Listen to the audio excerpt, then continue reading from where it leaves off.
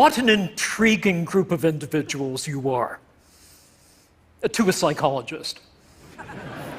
I've had the opportunity over the last couple of days of listening in on some of your conversations and watching you interact with each other. And I think it's fair to say already that there are 47 people in this audience at this moment displaying psychological symptoms I would like to discuss today.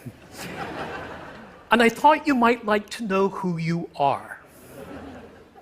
But instead of pointing at you, which would be gratuitous and intrusive, I thought I would tell you a few facts and stories in which you may catch a glimpse of yourself.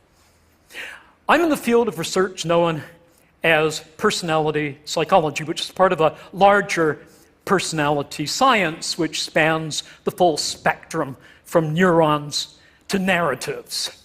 And what we try to do, in our own way, is to make sense of how each of us, each of you, is in certain respects like all other people, like some other people, and like no other person. Now, already you may be saying of yourself, I'm not intriguing.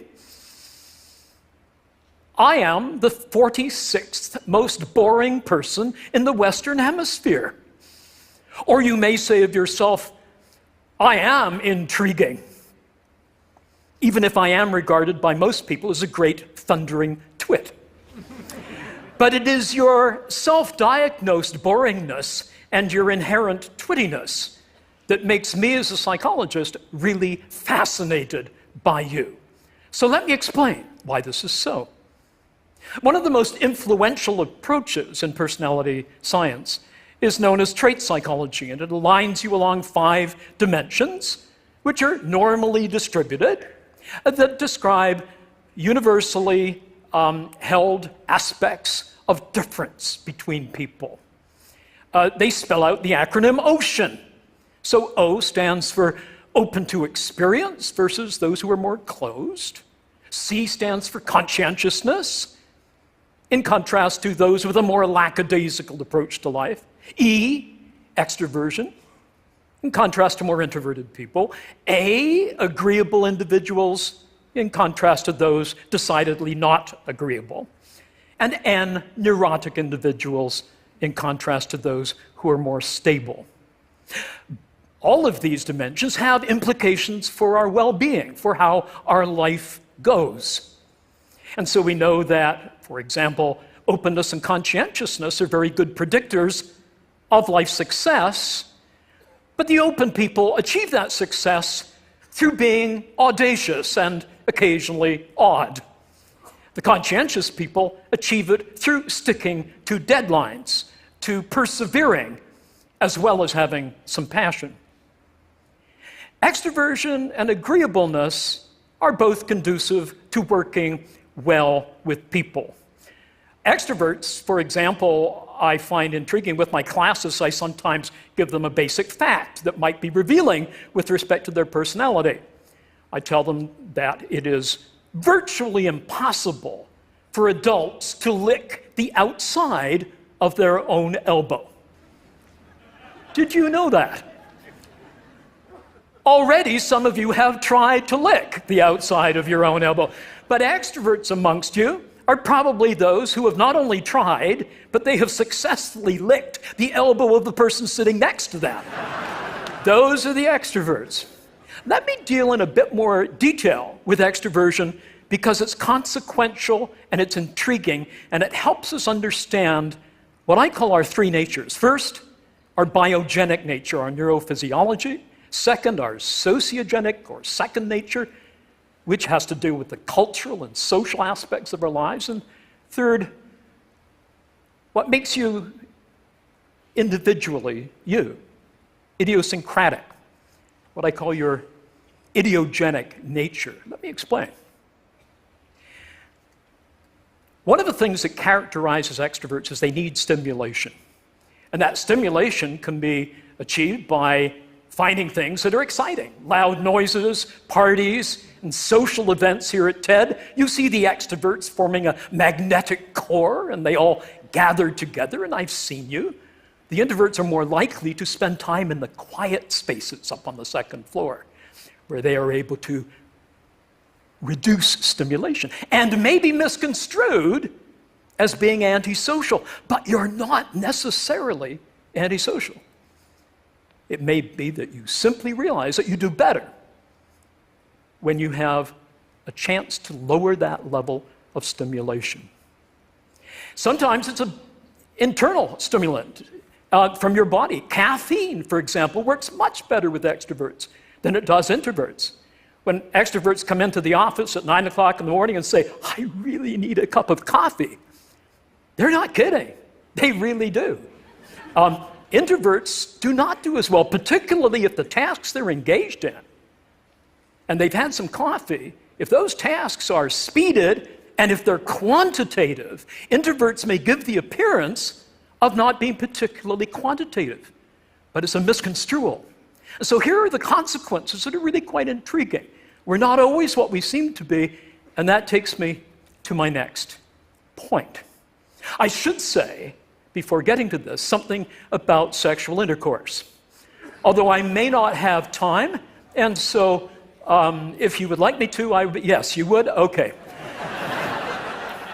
There are studies done on the frequency with which individuals engage in the conjugal act, as broken down by male, female, introvert, extrovert. So I ask you, how many times per minute? Oh, I'm sorry, that was a rat study. How many times per month do introverted men engage in the act? 3.0. Extroverted men, more or less? Yes, more. 5.5, almost twice as much. Introverted women, 3.1. Extroverted women, frankly, speaking as an introverted male, which I will explain later, they are heroic. 7.5, they not only handle all the male extroverts, they pick up a few introverts as well.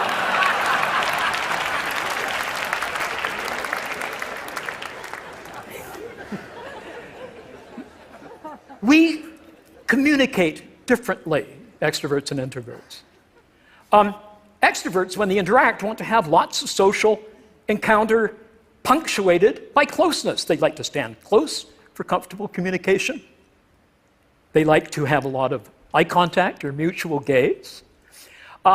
We found in some research that they use more diminutive terms when they meet somebody. So when an extrovert meets Charles, it rapidly becomes Charlie, and then Chuck, and then Chuckles baby. Whereas for introverts, it remains Charles until he has given a pass to be more intimate by the person he's talking to. We speak differently. Extroverts prefer black and white, concrete, simple language. Introverts prefer, and I must again tell you that I am as extreme an introvert as you could possibly imagine. We speak differently. We prefer contextually complex, contingent, weasel word sentences, more or less, as it were, not to put too fine a point upon it, like that. When we talk, we sometimes talk past each other. I had a consulting contract I shared with a colleague who is as different from me as two people can possibly be. First, his name is Tom. Mine isn't. Secondly, he's 6'5". I have a tendency not to be. And thirdly, he's as extroverted a person as you could find. I am seriously introverted. I overload so much I can't even have a cup of coffee after 3 in the afternoon and expect to sleep in the evening. We had seconded to this project a fellow called Michael. And Michael almost brought the project to a crashing halt. So the person who seconded him asked Tom and me What do you make of Michael? Well, I'll tell you what Tom said in a minute. He spoke in classic extrovertise. And here is how extroverted ears heard what I said, which is actually pretty accurate. I said, well, Michael does have a tendency at times of behaving in a way that some of us might see as perhaps more assertive than is normally called for. Tom rolled his eyes and he said, Brian, that's what I said. He's an asshole.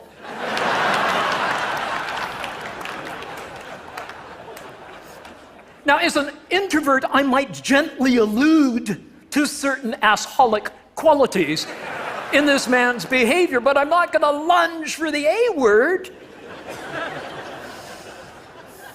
But the extrovert says if he walks like one, if he talks like one, I call him one, and we go past each other. Now, is this something that we should be heedful of? Of course, it's important that we know this. Is that all we are? Are we just a bunch of traits? No, we're not. Remember, you're like some other people and like no other person. How about that idiosyncratic you? As Elizabeth or as George, you may share your extroversion or your neuroticism. But are there some distinctively Elizabethan features of your behavior or Georgian of yours that makes us understand you better than just a bunch of traits that make us love you? Not just because you're a certain type of person. I'm uncomfortable putting people in pigeonholes. I don't even think pigeons belong in pigeonholes. So what is it that makes us different? It's the doings that we have in our life, the personal projects. You have a personal project right now, but nobody may know it here. It relates to your kid. You've been back 3 times to the hospital and they still don't know what's wrong. Or it could be your mom. And you've been acting out of character. These are free traits. You're very agreeable, but you act disagreeably in order to break down those barriers of administrative torpor in the hospital to get something for your mom or your child. What are these free traits? They're where we enact a script in order to advance a core project in our lives. And they are what matters. Don't ask people what type you are. Ask them, what are your core projects in your life? And we enact those free traits. I'm an introvert, but I have a core project which is to profess. I'm a professor. And I adore my students. And I adore my field. And I can't wait to tell them about what's new, what's exciting, what I can't wait to tell them about. And so I act in an extroverted way because at 8 in the morning, the students need a little bit of humor, a little bit of engagement to keep them going in arduous days of study. But we need to be very careful when we act protractedly out of character. Sometimes we may find that we don't take care of ourselves. I find, for example, after a period of pseudo-extroverted behavior, I need to repair somewhere on my own. As Susan Cain said in her Quiet book, in a chapter that featured the strange Canadian professor who was teaching at the time at Harvard, I sometimes go to the men's room to escape the slings and arrows of outrageous extroverts. I remember one particular day when I was retired to a cubicle trying to avoid overstimulation. And a real extrovert came in beside me, not right in my cubicle, but in the next cubicle over. And I could hear various evacuatory noises, which we hate, even our own. That's why we flush during as well as after.